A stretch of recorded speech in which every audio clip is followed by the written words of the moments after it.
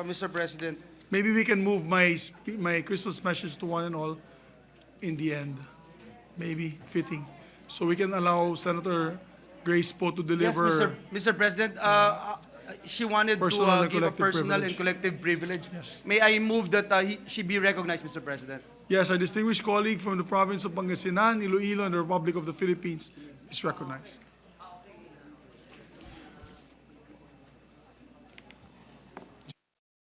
Mr. President, dear colleagues, I rise before you on a personal and collective privilege to raise the alarm over another abduction case allegedly involving Pogos. Hindi pa talaga tapos ang issue na ito. A trusted friend just told me that 2 days ago, his sister-in-law was abducted in a very busy area here in Pasay and brought to a Pogo dorm in Cavite where she was sold off to a Chinese-looking buyer. Before the abduction, the victim was allegedly offered a job as a personal assistant for a minimum of 100,000 pesos a month. However, when she went down her condominium, which is in SMDC Shore 2 Residences near Mall of Asia, 1 kilometro lang ang layo mula sa Senado, to meet up with who she thought was the employer, she was forced to ride a red Mitsubishi Expander with a conduction sticker of YOU 537.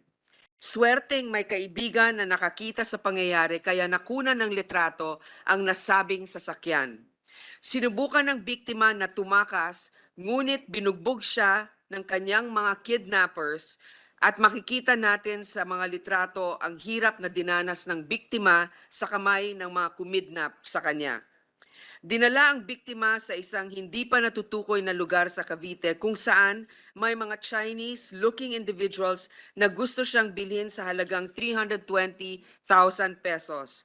Nakiusap ang biktima na isa sa mga buyers kung pwede siyang bilhin para makawala siya sa mga kidnapper at pagkatapos ay tawagan na lang ang kanyang kapatid na magbabayad para tubusin siya.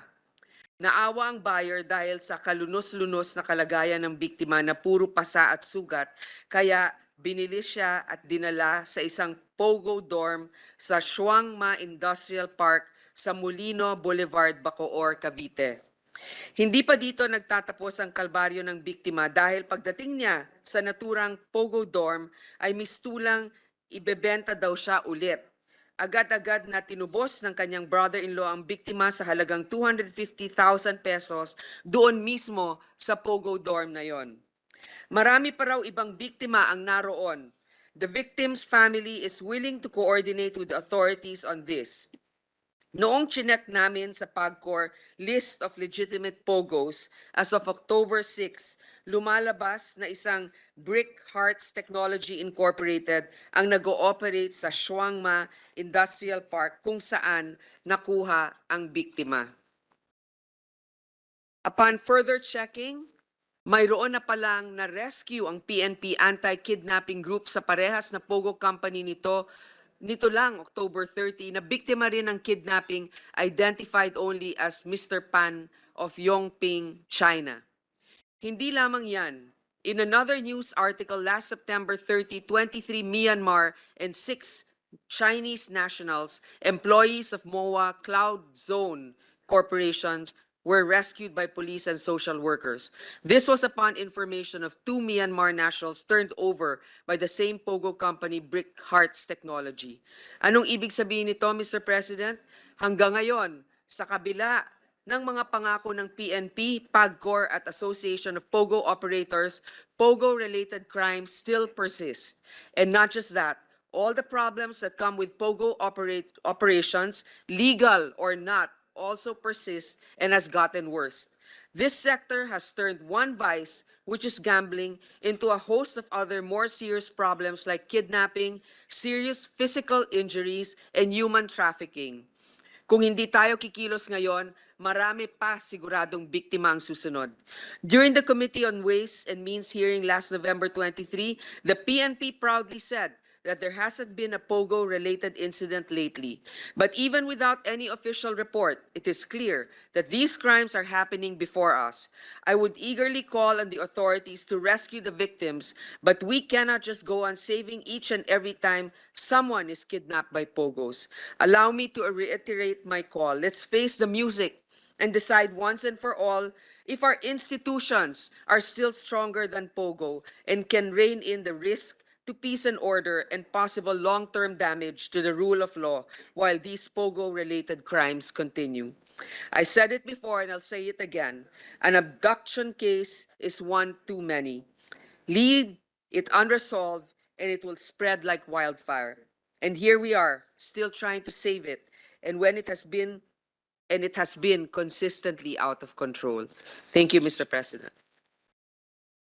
Thank you, Majority Leader. I believe many would like to interpolate. Mr. President, ladies first, Mr. President, I move that we acknowledge Senator Pia Cayetano. Our Mr. distinguished President, colleague from Taguig and Patero, Senator Pia and Cayetano. Senator Bato. Thank you. Thank you to our colleague and gentleman, Senator Bato, for letting me go ahead. Very short, Your Honors, I'd just like to associate myself with the privileged speech of Her Honor, Senator Poe. That's all. Thank you to our good senator from Taguig. Mr. President, Senator Bato, Ronald Bato de la Rosa would also like to Our distinguished colleague, the ask some chairman questions. of the Committee on that Public he be Order and recognized. Security Thank you. and Dangerous Drugs, whose, I'm sure this privileged speech will be referred to, is recognized. Thank you, Mr. President. The good gentlewoman from The Philippines. the Philippines yield to some clarificatory questions, Mr. President. Yes, Mr. President. But before that question, Your Honor, Mr. President, I just would like to associate myself with the rage that was being shown by our colleague as far as this Pogo-related kidnapping incident is concerned. First, Mr. President, may I know from the good sponsor, if the good speaker, if this incident was already reported to the police? You know, Mr. President, when I spoke to the person who paid for the ransom, Okay. he didn't tell me that he did. I don't think he has, honestly, because he didn't mention the involvement of any police officials. So this is something that I can further clarify with him, but he has already said that they are willing to cooperate with the police to point out that place. Yes, Mr. President, I hope that our good colleague will advise these people to please cooperate with the police so that this can be acted upon immediately. And the next question, Mr. President, is the victim a Filipino citizen? No, Mr. President, I don't believe she's definitely not a Filipino citizen. Okay. Thank you, Mr. President. And yun lang po ang aking ipinagtataka. Every time we ask the Philippine National Police during our hearings, they say that zero Pogo-related incidents, Pogo-related crime incidents are happening at present. But with this report, I don't think. I don't know. We are trying our best to secure all the people here, lalong-lalo na yung mga involved sa Pogo na hindi na magkakaroon ng krimen, but still, with that report, you cannot deny na may nangyayari talaga. Mr. President, I think that they're really hesitant to report it, or if they feel that it's within their capability to just pay the ransom, they don't want to involve. But you're right. It could be because people don't report it. Yes. It's not necessarily always the fault of the PNP for not finding out, but we should encourage more individuals who are victimized to go forward if they can trust the police. But you asked about the citizenship. Mr. President, I want to point out, that there could also be a question on the legitimacy of the stay here of the individual. Could have been a tourist who may have applied for an extension to stay, but they're valuable quote-unquote commodities because if they can speak Mandarin, that is an asset to these operations, I was told. So maybe because this national, if you mentioned, as you mentioned, I believe she can speak Mandarin.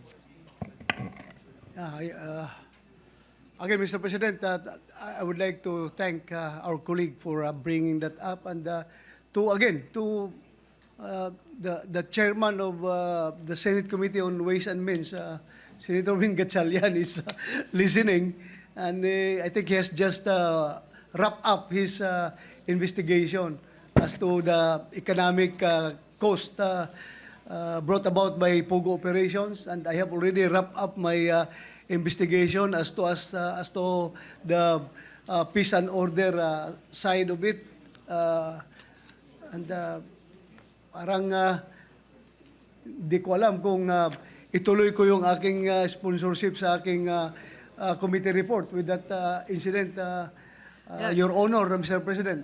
Mr. President, if it will be acceptable to our colleague from Davao, Yes po. we will forward the information to him, and with his good judgment, he can determine whether there could be a supplementary committee report.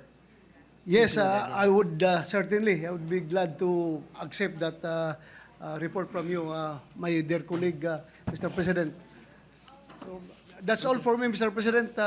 Again, I would like to encourage our colleague to please encourage the victims to come into the open and seek the help of the police. If they feel uncomfortable, you can course it through me, Mr. President, my dear colleague. I would like to assure also our colleague from Davao that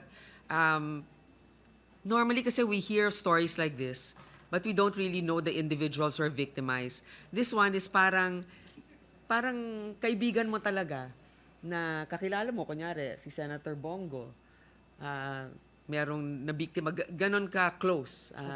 So I can attest to this individual who reported. He's an upstanding member of the community, a very successful practitioner here in the Philippines. I don't doubt the veracity of that report.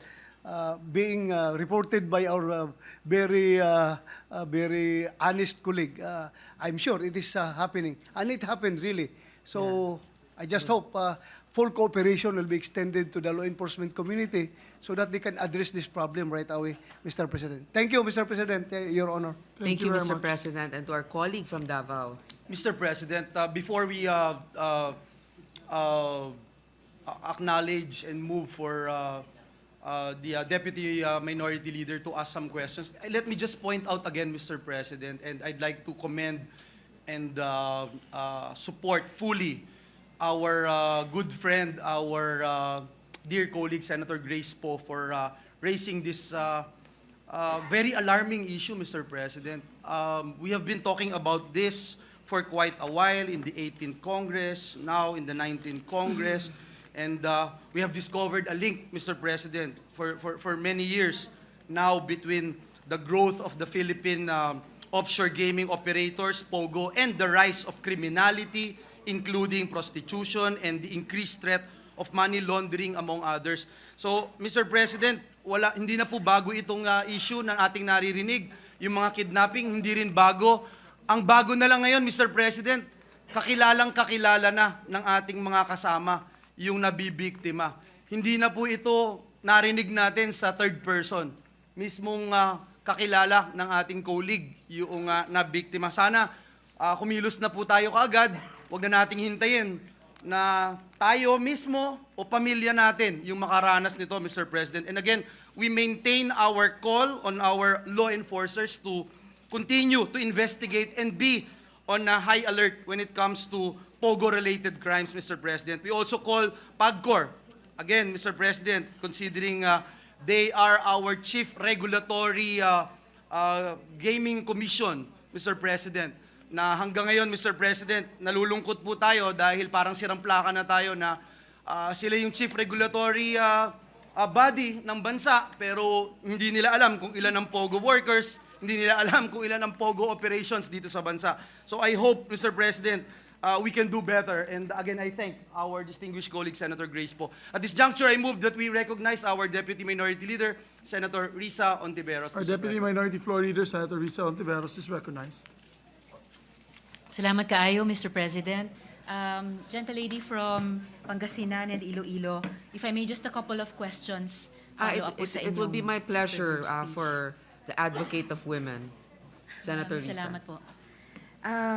I associate myself, Mr. President, with the privileged speech of Senator Poe. I've previously exposed cases of human trafficking in Myanmar at binanggit po ng gentlelady ang Myanmar na may mga biktima rin dito. Human trafficking in Myanmar in which our nationals are being forced to act as scammers in cryptocurrency operations. Sa aming pagsisiyasat ay nalaman namin ang ilang scam operations na ito ay nasa mga Pogo hubs din. So parang nagdudugtong-dugtong yung mga punto. It seems that these trafficking syndicates benefit from porous borders. What efforts should be done, gentlelady, to address these trans-border offenses?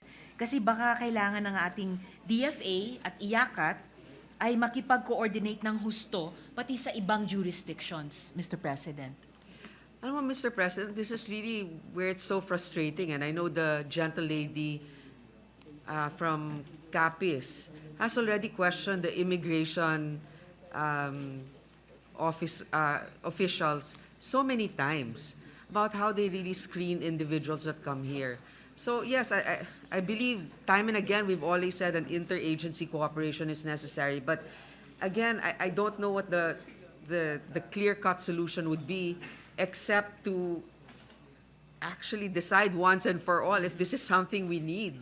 Because if, let's say, we give them economic zones, okay, there are legitimate Pogo operators in an economic zone. How strong are our institutions to actually not be swayed to look the other way if something wrong is going on? Precisely, Mr. President, gentlelady from Pangasinan and Iloilo, dagdag nga dun sa, at salamat sa suporta ninyo na dapat may higit na interagency cooperation, IACAT plus DFA and others. The point made by the gentlelady that nagkakataon yung ganitong mga operations nakalocate sa mga economic zones. Ipinakita nila kanina isang di umanong economic zone. Dito mismo, sabi nga nila, just 1 kilometer from where we are working here. Ganon din po, Mr. President, gentlelady, yung ating mga kababayang ni human traffic sa Myanmar, pinapa-cryptocurrency scam doon, sila rin po ay nagkakataong nakalocate sa isang economic zone. Nagngangalang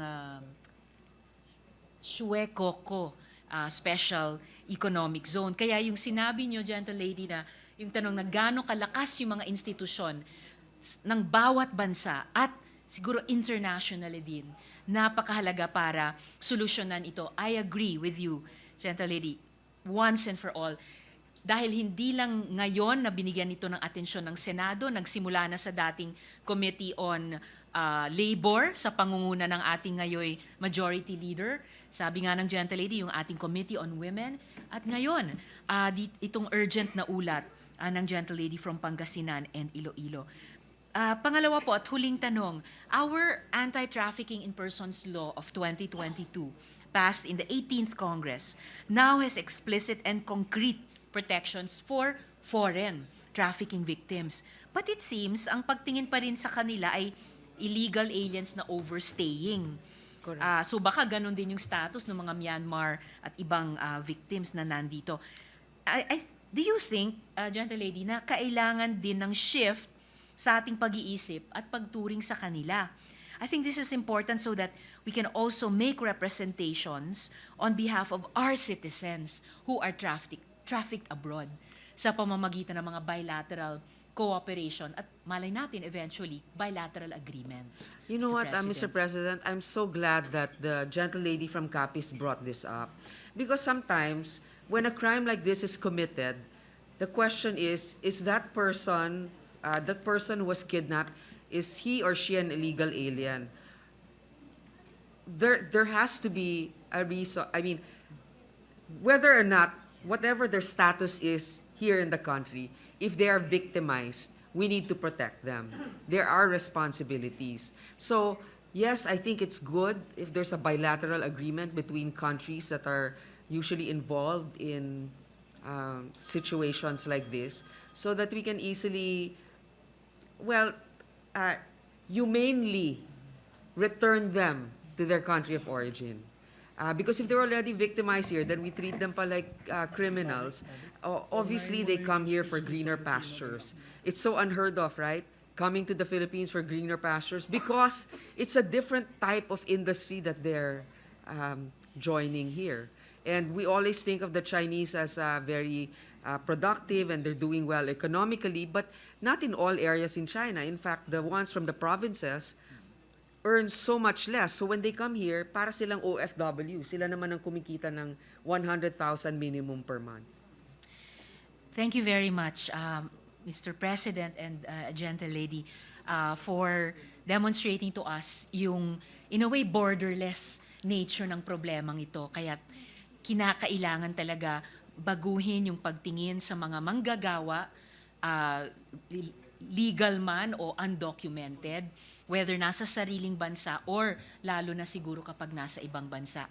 As a principle to underline yung sarili nating efforts para sa ating mga kababayan sa ganung mga sitwasyon at para mas bigyan ng urgency yung regional at saka international cooperation sa problemang ito.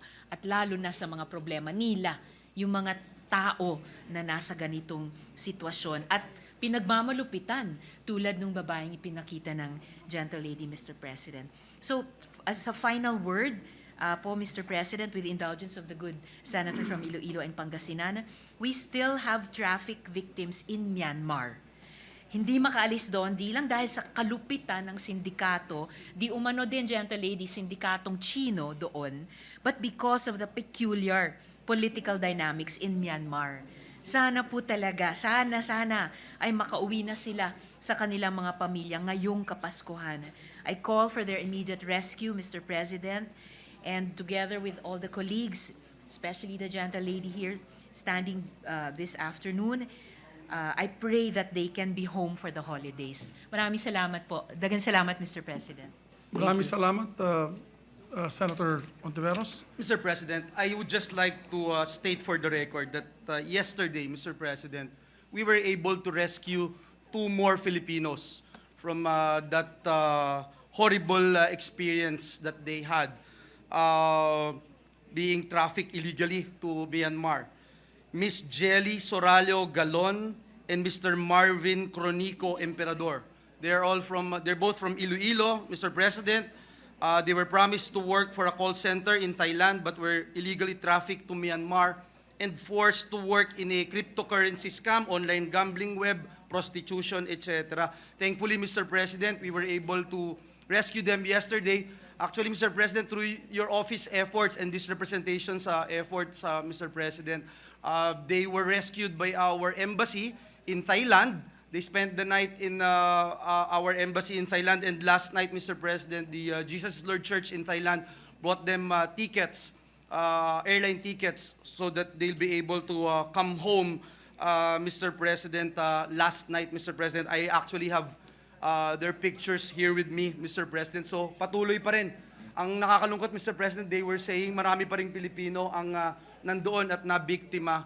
And again, Mr. President, this is because of this gambling practice ng iba't ibang bansa. At, I can go on and on, Mr. President. Everyone knows me and my passion about this particular issue of Pogo. We were the first one to investigate last Congress yung nangyari po doon sa Clark Air Base, na kung saan more than 1,500, if I'm not mistaken, yung mga illegal Pogo workers na nabigyan bigla ng working permits kuno. And during that time when Senator Lauren Legarda was heading the Committee on Finance, we recall putting up a provision for Bureau of Immigration to ensure that they will not just issue special working permits left and right because they have been issuing so many working permits during that time, Mr. President. I think quadruple if you compare it to DOLE's AEPs or yung Alien Employment Permits na alam naman po natin na ini-issue yan only to those foreigners na not able, capable, and willing to take a particular job here in the country because in our Constitution, Article 12, Section 12, dapat Filipino first. So, mahaba po ito. Pwede akong magsalita hanggang habang buhay dito, Mr. President, because we have been looking in this particular issue of Pogo for quite a long time. Ang Department of Finance, sinasabi, hindi naman po importante itong binibigay ng Pogo sa atin. Bagkus, Mr. President, napakaklaro na dala-dala nito itong prostitution, money laundering, kidnapping, criminalities, etc. Kaya I hope and pray, Mr. President, that we will do our part as representatives of the people and voice of the people as we move forward in protecting our not just the morals of the society but even the lives of our kababayans. Mr. President, I move that Mr. President, the Minority Leader would also like to make a short manifestation. I move that he be recognized, Mr. The President. Minority Leader is recognized. Thank you, Mr. President. Hindi na po ako mag-interpolate. Ano lang siguro, some of my thoughts dito sa issue na ito. I'd like to thank Senator Grace Poe for raising this particular issue. Pero alam ko, matagal na natin itong pinag-uusapan sa Senado. Ang dami ng committees na nag-investigate or at least tinatamaan yung topic of Pogo here in the Philippines. Alam naman po natin ang saan ang authority, who can put a stop to the practice of Pogo here in the Philippines. And sabi naman ng PAGCOR, kung utusan sila nung authority na yan, susunod sila eh. Sinabi na sa ilang hearing na po nasabi yan eh. Ngayon sana po, alam niyo po, makausap ko mga Filipino-Chinese, they are against Pogo. Kasi kahit self-interest lang, sabi lang, pag maubusan na ng Chinese victims ito, sila ang susunod. Yan ang feeling nila. Sila ang susunod. Kaya I hope, Mr. President, na siguro, I am not aware of a formal expression of the sentiment of our House, of our chamber on this issue. So maybe it's about time that we should formalize a Senate position on the matter of Pogo. Kasi tagal na po masyado. Tsaka, so ito po ay kidnapping na reported to Senator Grace Poe by her close friend 2 weeks ago. Hindi mo yung nagtatalunan sa van. Nakita niyo ba yung footage na nagtatalunan na sa van? Ganun na po kadesperado ang mga victims of kidnapping and human trafficking. Although it may be a foreigner versus foreigner, they're happening in Philippine territory. Sino ang nasisira po ang image? Tayo rin. And then we are hosting, we will be known as a host for crimes of for foreigners versus foreigners. Ganun po ang nangyayari. And well, I think it is already too much even if we do the mathematics, Mr. President. Hindi na po worth it. And then even the may economic zone, what kind of economic activity is that you're organizing people to defraud other people, although not your countrymen, but your neighbors? I mean, what is that? I mean, is that an economic activity in the first place? That's a criminal activity. So, well, anyway, dito narinig ko sa hearing din natin na una, Pogo online gaming, but they somehow form another group of same foreigners to take advantage of credit card information, di ba? Mga personal information that divulged through the online gaming platform to commit additional fraud. So, medyo sumasobra na po masyado, no? It's about time we should show that the Philippines is a responsible, sovereign, working state, Mr. President. Yes. I agree with you. Kahapon ba yun? Minority Kahapon Leader. po yata lang yung naawa na tayo sa PNP natin dahil sa, di ba, yung 3 privileged speeches, puro problems with our PNP. So this is the 4th on law enforcement. Mr. President. So that means sumasama. It's not only Pogo, shooting in Sultan Kudarat, marami pa iba, raised by Senator Bato de la Rosa. The state of the nation is worrisome, Mr. President. And, There's also a national security interest at stake there Yes, because we have a lot of foreign nationals, particularly from our neighbor that is armed. Because these are syndicates, could be triad, could be illegal syndicates applying in the Philippines. I'm glad that we have soldiers here from the AFP, the Armed Forces of the Philippines, listening in, because they are also part of the intelligence service of the country. And as I've always said this before, we have to make a stand, like the minority floor leader, when kaya it comes to Pogo. For example, ngayon, gusto natin bilisan session natin because we have a Christmas party. So gusto natin magsaya. Pero imagine natin how many thousands are being illegally detained and suffering during this Christmas time. So, Pogo pa lang yun, Mr. President. So, Yes. thank you very much, Mr. President. Absolutely. Thank you, Mr. President. Mr. President, speaking of mathematics, the Department of Finance estimates that the net cost of Pogo operations is 0.04% of our GDP, of our gross domestic product. 0.04%. And remember, then Secretary of Finance, Secretary Dominguez made mention that for a year, about 2 years ago, the uncollectible tax from Pogo operations is 50 billion pesos. And until now, Mr. President, we have yet to see this, Mr. President. So, nanganak Yes. na ng maraming interest, Mr. President. Mr. President, Senator Bato de la Rosa would like to Yes, also be Senator De recognized. La Rosa is recognized. Please. Yeah, thank you, Mr. President. I just would like to express my sentiment as far as this problem is concerned.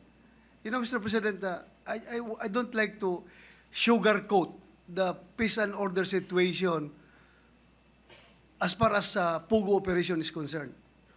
But ayaw ko na kasing yung pang-apat na ito ngayon na privilege speech na bugbog masyado na ang Philippine National Police dahil sa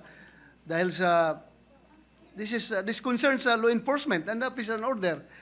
Ang akin lang, Mr. President, I just would like to to explain the side of the PNP that as far as PNP is concerned, they are trying their best to arrest the Pogo crime-related cases. And kung makita mo, Mr. President, andyan, naglalakad yung mga pulis natin dyan, may dala-dala mga stick dyan sa MOA area hanggang sa Entertainment City. Naglalakad yan sila palagi. And honestly, kung sila ang tanungin mo, wala na talaga silang na-recorded na Pogo-related incident. Because, hindi mo rin masabi na wala talaga dahil sa present ni Senator Poe, meron man talaga, and we do not doubt it. Ang sa atin lang talaga sana is, how can we convince these victims and potential victims from cooperating with the police? Para, hindi man talaga, ang police, hindi yan aayaw sa trabaho. Once it has come to their attention, actionan nila kaagad yan. Dahil bugbog na sila. Ayaw na nilang talagang apak-apakan pa sila doon sa baba. Kahit natumba na sila. Talagang action yan. Kaya ang akin lang is, sana we can yung effort natin ay magiging one direction. Cooperation is really needed for this, to address this problem, Mr. President. Ako, I just would like to, kasi pang-apat na ito na bugbog na masyado ang Philippine National Police. Naawa ako. That's my organization. Yun lang, nagpalabas lang ako ng konti explanation as far as the side of the PNP is concerned, Mr. President. Thank you, Mr. President. Maybe we can hear the speech also of Senator Tolentino kasi hindi lang PNP bugbog, pati Navy natin eh. Magandang pakinggan natin yung speech ni Senator Tolentino. But before we act on this speech of Senator Grace, I'd like to also recognize we have with us my mayor, Mayor Warren Pabillaran, our mayor from Malaybalay City is here with us. City of Malaybalay, together with Vice Mayor Lito Marabe, Vice, and of course all the Sangguniang Panglungsod members are here today on the left side or your right side of the gallery, the department heads of the city, the beautiful city of Malaybalay, the Baguio of Mindanao. Thank you, Mr. President. And just to add to what Senator Bato is saying, Mr. President, if you wanted to help our PNP, Mr. President, I think we should stop Pogo, Mr. President. Kasi it's uncontrollable. I mean, we can look into the left, to the right, It was behind like us, in front of us. isabong. Mr. It's President, like it's just like isabong. It was isabong. We uncontrollable. cannot It was control it. Even uncontrollable. PAGCOR, who is our chief regulator, cannot even give us a clear data for almost a decade now, Mr. President, of who are these Pogo personnel. They don't know the gaming employment permit, Mr. President. Hindi nila alam kung ilan yung meron, ilan yung wala. So again, Mr. President, it's crystal clear for me, Mr. President. Huwag na nating hintayin na may sarili tayong pamilya na maranasan ito, Mr. President. Let it be placed in history. I said that, Mr. President. Mr. President, the chairman of the Committee on Ways and Means would also like to be recognized. I move for Our his distinguished recognition. colleague, Chairman of the Ways and Means Committee, Senator Gatchalian, is recognized. Thank you. Thank you, Mr. President. Thank you, colleagues. Well, Mr. President, not to preempt the committee report, but the Committee on Ways and Means conducted 3 hearings, and we also took into consideration the hearing of Chairman Bato de la Rosa in the Committee on Public Order, and we'll be routing the committee report anytime soon, and I hope that our colleagues will have time to read the committee report. The committee report took into consideration the economic aspect of Pogo, and it took also into consideration the social ills as well as the social cost of Pogo. We also took note of the hearing of Senator Bato de la Rosa, focusing on the crime that happened related to Pogo. So, Mr. President, I am calling on our colleagues that anytime now we will route the committee report, and hopefully we can get enough signatures, enough support, so that we can sponsor this on the first day of the session next year. So thank you, Mr. President. Thank you very Thank you. much. Mr. President, this juncture, I move that we refer the privileged speech and the interpellations and manifestations thereon of Senator Grace Poe to the Committee on Public Service and Dangerous Drugs. So move, Mr. President. There being no objection, motion is approved.